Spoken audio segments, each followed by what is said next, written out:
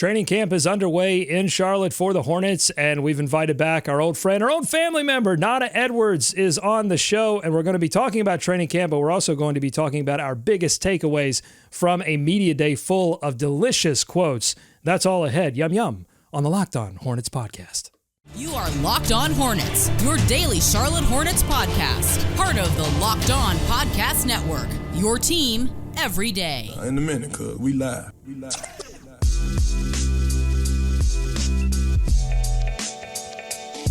It's Locked On Hornets, part of the Locked On Podcast Network. It's your team every day. Thanks for making us your first listen. We're free and available anywhere you get your podcast, and that includes YouTube. If you are watching YouTube, then you can see our old familiar face, old family member, but only old in terms of our relationship, not his age. That is Nata Edwards of the Ion College Basketball Podcast. You can follow him on Twitter at Nata the Scribe. And there's Doug Branson as well. He's old and new. He's everything. It's Doug Branson of Every Hornets Boxscore.com. I have a baby. I have a baby. You age. It's incredible. I looked at I did go back and watch an episode. It's a little over a year old because everybody's talking about Gordon Hayward is, teaming up with Bryce McGowan's, getting him on the, getting him on the cold tub or whatever. And he's being a veteran to all of these. And I'm like, wait a minute. Wasn't it like just a year ago when we got this Jake Fisher podcast? We went fishing in his podcast. We aggregated him saying that Gordon Hayward was not a leader in the locker room. So I went back to find that podcast, and I had the shaved beard, and I looked like 10 years younger. And I'm like, wow, a baby really ages you. Like it just physically, it physically ages you. Love my baby, but it physically ages you. You look professional today. No hat, buttoned up today. Looks very training camp, it's big, a lot of eyeballs, a lot of ears on this show. Got to look professional. Yeah, well, and those ears are listening to my voice with absolutely no juice after hosting a 3-hour show on WFNZ. You can follow me on Twitter at Walker Mail. Yeah, zero juice today. I thought it would be better to record the show even after the 3-hour show because I have no voice whatsoever in the morning. So we're struggling, we're grinding, we're talking about Media Day. Speaking of Media Day, we have not received Nata Edwards' main takeaways from Hornets Media Day. If I were to give you top storylines, Nata, like number 1, 2, if you want to give us 3, that's fine. What were some of the main things you took away from everybody speaking just yesterday at Spectrum Center? Least of all, the third biggest one, I'll go from bottom to top on this one. Number 3. Love a little bottom to top, yep. Yeah, so does everybody. But number 3 at this point, probably the Bouknight stuff. The James Bouknight, he sounds like a guy that might be turning a corner. And in the interest of wouldn't it be some Hornets-ish, wouldn't it be some Hornets stuff if James Bouknight actually starts tapping into the ability? That's number 3 and creates a bigger logjam at the 2 and 3 spots. That would be a surprise, but we've seen it before. Hello, Cody Martin. Number 2, the big thing about Gordon Hayward, Terry Rozier coming in, having monster summers, crushing it, in the words of Steve Clifford. And then my number 1 storyline coming out of Media Days, easily Brandon Miller. Because I will ask you the question that I'll ask you, Doug, the question I texted you, and I'll ask you, Walker, for the first time. When's the last time we've had a rookie have this much buzz behind him, pun intended, like with just sight unseen? Because Cliff said it, and Cliff doesn't normally wax poetically about rookies. We've had Terry Rozier say it. PJ Washington's been saying it for the better part of a month. There's been a lot of chatter about it. LaMelo said something. When's the last time we've heard anything like this? Is it time to maybe adjust those expectations up a skosh on a Brandon Miller at this point? There are a lot of different ways that they could have approached this, in terms of talking about Brandon Miller. Because, look, they had to talk about Brandon Miller. They couldn't avoid it. He was the number 2 overall selection. If it's different when you draft a guy in the 20s, it's even different going back to Bouknight and Mark Williams. It's even different when you draft them in the late lottery or just outside of the lottery. It's different. You have to talk about a guy that was almost the number 1 overall draft selection. but there were ways that they could have talked about him that made you go, yeah, this was cursory. This was something that they had to do. They've got to talk about him. They said, the shot looks good. Everything I've seen from him in Alabama looked great. Excited to play with him. But number one, it's not necessarily sight unseen because everybody's been back in the gym early and they did get to play with him and they've gotten to see his game. And so you've gotten a lot of remarks of just like in-person accounts of, whoa, hey, this guy looks really, really good. But it's the words that they're using. Just knows how to play. You heard LaMelo say in his first camp interview today, smooth. He just keeps using the word smooth. And if a guy like LaMelo Ball and the way he plays starts saying this guy's smooth and knows what to do with the ball in his hands, I mean, you got to believe him, right? Yeah. Yeah, I think for me, when I was talking with Terry Rozier at Media Day, it was more about the emotion that he spoke with Brandon more so than the actual substance that he talked about, because the content can fool anybody. If you were to read a transcript, it might not sound all that different compared to things they've said about other rookies. Like that might be true. I don't know. Haven't checked the transcripts. But what I would say is Terry Rozier glowing, speaking about Brandon Miller, discussing his pacing. They continue to talk about how smart he is and all that. But Terry was, as we were mentioning him, was like, in disbelief almost, and talked a lot when we posted that interview on our website. Like, he loved what he was seeing from the second overall pick. And I think that's the difference. The other thing is Steve Clifford, he told you he is going to play a significant role on this team right now. He said he was acknowledging of the reputation that he has of not playing some of the rookies or the young guys. But he said that's, if you deserve it, then you're going to get a spot in the rotation. And then he said, as we played that soundbite yesterday, he's going to be one of those guys. So Brandon Miller immediately going to play a significant role. I totally agree. What I don't agree with in terms of what Nata said was this James Bouknight take. I mean, I think Bouknight did what he had to do and goes out and says, look, I deserve to be on the floor. I deserve to be in the NBA. Of course, what else is he going to say? I just think it's too late at this point. I don't see him making enough of an impact at this point to get over the fact that he's failed to make that impact when he's been given serious roles on this team before. I would caution you on this, just for this point alone. Okay. We do not know when Cody Martin is going to be back. We do not know when Bryce McGowan is going to start playing. Right now there is a open slot for someone to step in. It would not surprise me if James Bouknight sees that as his last opportunity to make a point and at least show somebody that he belongs on an NBA roster. And if that's the case, like, I can see him taking this last chance and making the most of it and possibly sneaking back into this rotation and making Cliff's job a little bit harder. My mind is open, but I didn't hear anyone else talk about James Bouknight. And Clifford was given multiple opportunities to call out young players, and he called out Nick Richards, he called out JT Thor, he called out Bryce McGowan before McGowan's rolled the ankle. He has had opportunities like he had last season, and he took those opportunities last season, or before the season got started, to mention Bouknight. He did not this time, so I would caution your caution with that. I'll also say this. Here's my biggest takeaway. The vibe check is good. The vibes are all positive with this team. And I don't take that for granted, because you might hear that and go, well, yeah, it's media day. Like, what, of course, everybody's going to come in and say playoffs, and everybody's going to come in and be super confident. But look what's happening in Toronto. You've got Pascal the Rascal, Pascal Siakam, saying, yeah, these are my teammates. We're going to go try to win. And I play basketball. Like, I mean, it's just answering these questions. Like, there's obviously something wrong in Denmark. There's obviously something wrong in Toronto. Okay. I think the vibe check is there, but we still got to see these guys play basketball. We still got to see if these guys can stay healthy. And this team is still a team of ifs. If this guy, if Miles Bridges can reclaim the game that he had 2 seasons ago, if LaMelo Ball's ankles can stay healthy, if Gordon Hayward can become a more efficient offensive player, just forget the health, if he can, get back to where he was offensively when he first joined the Hornets. There's so many ifs that it's like we're not going to be watching the Hornets this season. We're going to be watching the Hornifs. Yeah. Like, honestly, the biggest thing I was looking at Walker's face. I was waiting for the reaction, and it was the exact reaction that I wanted. Yeah, he may have lost the juice in his voice, but he did not lose the juice in that eye roll. Yeah, the side eye. The side eye was.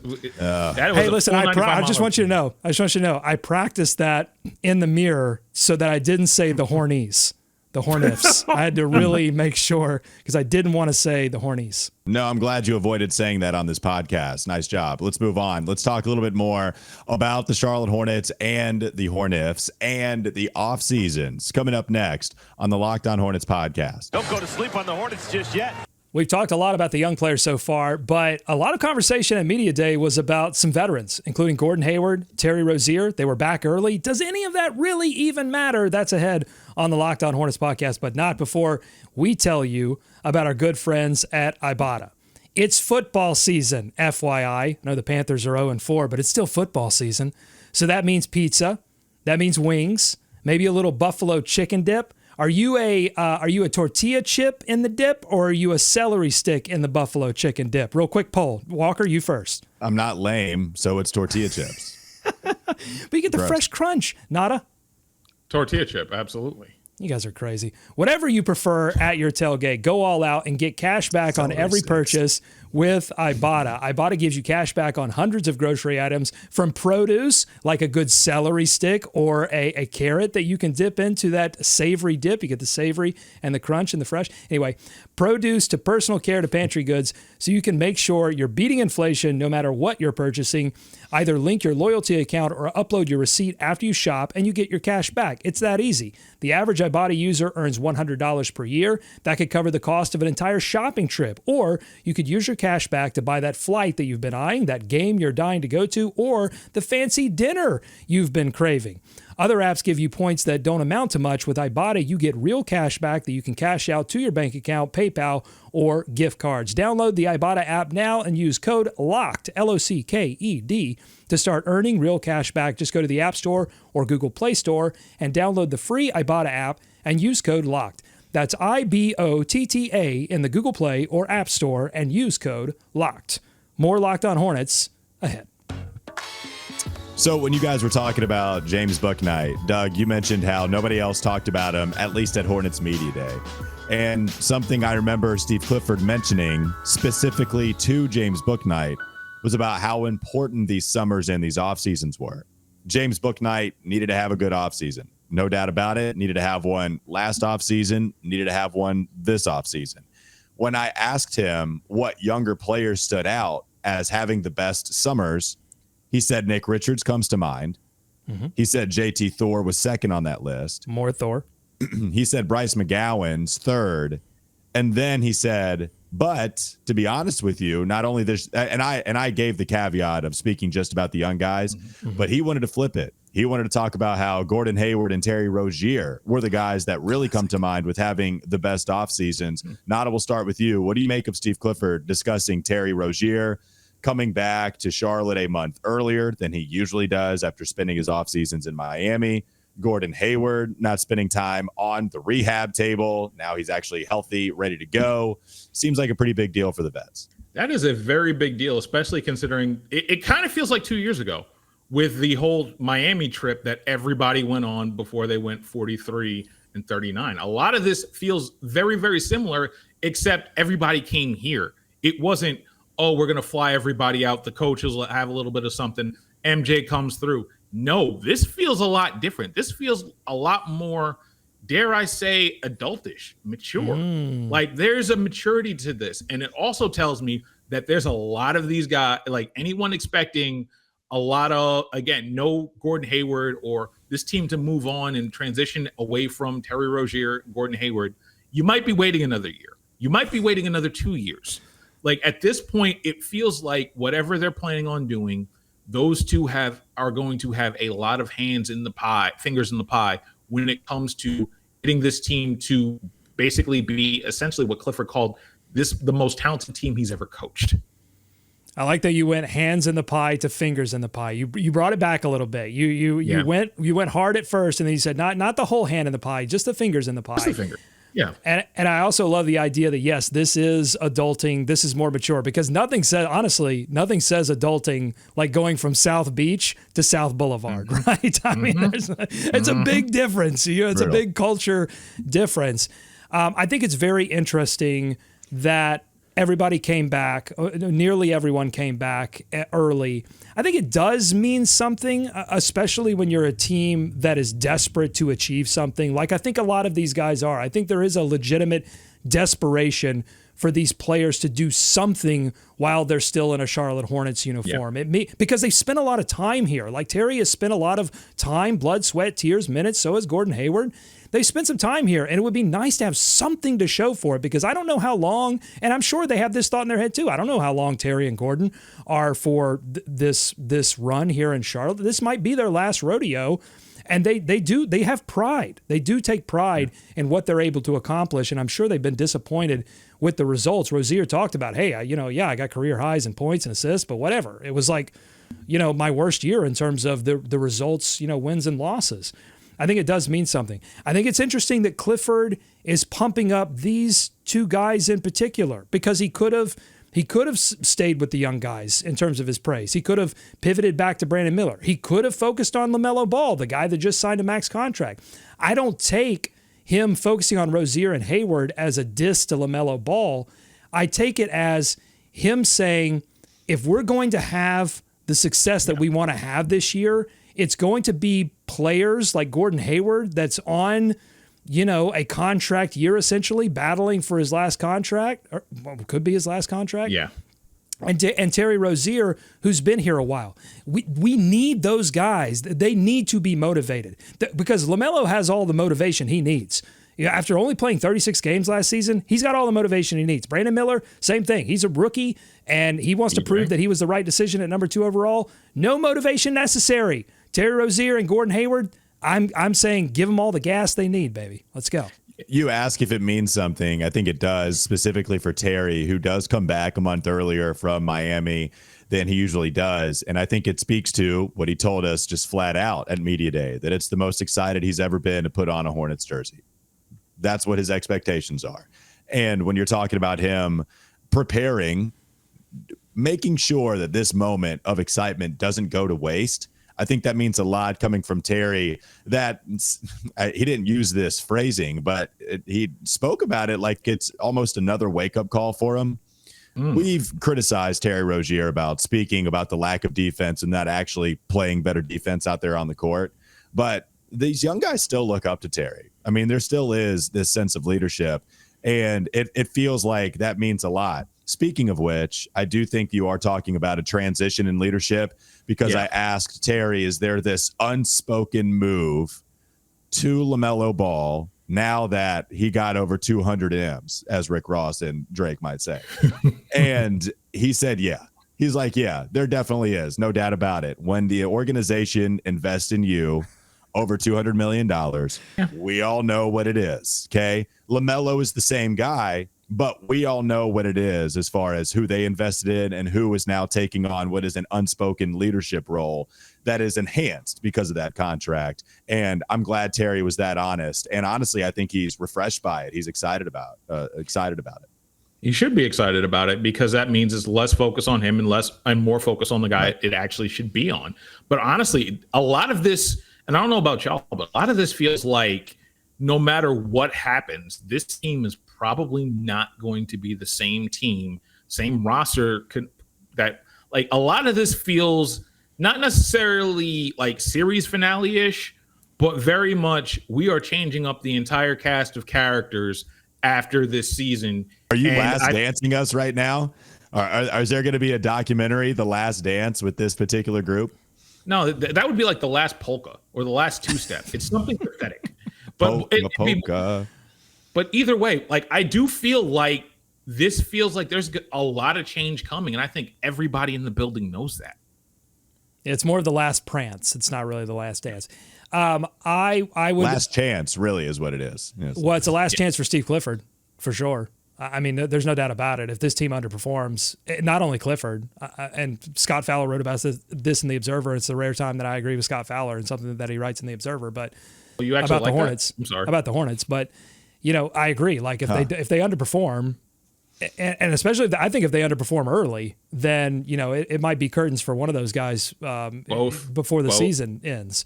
And so everybody's fighting for their job. People and people listen. Whatever you think about Steve Clifford, the guys that play for him, they love him and they respect him and they listen to him. Miles Bridges couldn't stop talking about the differences between Steve Clifford and JB, and they were all positive for Clifford, and they were all direct shade to James Borrego. So guys love Clifford, and they're going to play for him. And so that should be encouraging to you as a fan. But I think this is the last opportunity for these guys, and it's not the series finale, but it's that situation that TV shows get in when it's like, you're not canceled officially yet, but you're pretty close. So you might want to go ahead and wrap up those storylines that you've been holding on to. I mean, Freaks and Geeks works for this kind of squad too, though. Yeah. That's true. That is true. And you know what it is for Theo Maledon and Frank Ntilikina? It's Last France. It's their Last France. Yes. That's it. And if they don't perform this season, then who knows what their next role is going to be. I have to salvage my voice for good takes, and I decided to use it on La France and Last France. That is something that I decided to roll with. Coming up next on the Locked On Hornets podcast. It is training camp. Training camp is here. The first day is in the books, and we've got a few interesting updates, including an old face suddenly showing up on the sidelines. We'll tell you who it is. Coming up next on the Locked On Hornets podcast. All right, so we gave you some of the big Hornets Media Day takeaways. What are some of the camp updates now? Because we have official practices underway, Doug. What kind of information do you have for us? Clifford talked about LaMelo Ball, said he made a lot of good plays today. It's good for him. He'll get his rhythm back. He worked hard. Okay. Big rhythm guy. Steve Clifford, monster rhythm guy. Love a good rhythm. He adds that Ball, this is from Sam Purley, by the way, on Twitter, at Sam_Purley. He adds that Ball has no limitations other than monitoring for fatigue, mainly working on getting conditioning and stamina back to where it was pre-injury. And LaMelo talked about that too, either at camp or at Media Day, that he's still, just like a lot of these guys that were injured last season, still ramping back up. And you want to be careful there because you don't want LaMelo Ball to go through anything like Cody Martin's going through right now. That would be an absolute disaster. Clifford also spoke about guard Frank Ntilikina, saying, quote, he's an elite defender. He has an elite skill. Frank fits our team well to me. He's played a lot of NBA minutes. So Frankie Smokes may be leading this backup point guard race. New DSJ. Yeah. That's the biggest thing I think I've come away with right now, especially from those quotes, is Sumner's probably not ready, not physically ready. I wouldn't be surprised to see him somehow land in Greensboro somewhere like in the Hornets orbit, just in case something happens. But Frankie Smokes looks like the leader in the clubhouse for being new DSJ, which is basically your league minimum backup point guard. No, he's DS Beret is what he is. I'm rolling with it. DS Beret is what Frank Ntilikina is. I mean, this is the guy, right? They bring in Theo Maledon. I think offensively, somebody that understands the offense. Yes, thank you. I'm struggling like hell. This has been the whole show. But Theo Maledon offensively is someone you trust more. I think defensively, you trust DS Beret a little bit more. Well, it's so much about size and physicality. And you know what's interesting is Clifford quoted multiple times saying, this is the most talented team that I've coached in my 10 years in the NBA. And I think a lot of people took a step back and went, wait, really? I mean, he coached a 48-win team with Kemba and Nick Batum. Big Al Jefferson was still on that team. He's coached another playoff team with the Bobcats, which I think you should get double credit for. If you got the Bobcats to the playoffs, you should get even more credit for that. So how could he say that this was the most talented team? I think this team, in terms of its size and physicality and the things that win in the modern NBA, this team is the closest team to that thing. Youthful, yes. Inexperienced, yes. Has some failures in that play-in, yes. But in terms of the model of kinds of players you want, that sort of like Toronto, everybody 6'9" kind of mold, this is the closest that he's had. A center that is physical and can guard. Two of them. Like, I mean, Clifford is in heaven right now is what I'm saying. Like, he is basking in the glow of an organization that has finally given him the ingredients to cook the stew that he's always wanted to cook. I get you on that. And actually, the more you extrapolate on it, he's kind of right. And this may not like this at the end of this season. We may be like laughing at how not close the talent level was from the 48 win team to this team, because again, you got LaMelo Ball, who's an all NBA caliber guy, or can be with the right kind of season. You've got Miles, who might be there. In terms of Mark Williams, he may be that good. PJ's, I might want to say he was better than Marvin in that. He might be better than Marvin in that season. And then all you got to do is make up the Jeremy Lin minutes, kind of. And that almost makes you a much better team than that 48-win team. I think we kind of overestimate sometimes how good that roster actually was. And there were a lot of individual pieces that were really, really great. This team, I do agree, can be special. It took me back when he did say this was the most talented team he's ever coached. That said, when you take a step back, it kind of makes sense. Well, and by the way, what Steve Clifford is doing is it's a great radio job, right? Because he's copying and pasting his take from last year, and we didn't expect, because he said that before Miles Bridges got suspended, right? And so now you add Miles, now you add the number 2 overall pick in the NBA draft. Now Mark Williams is a year older.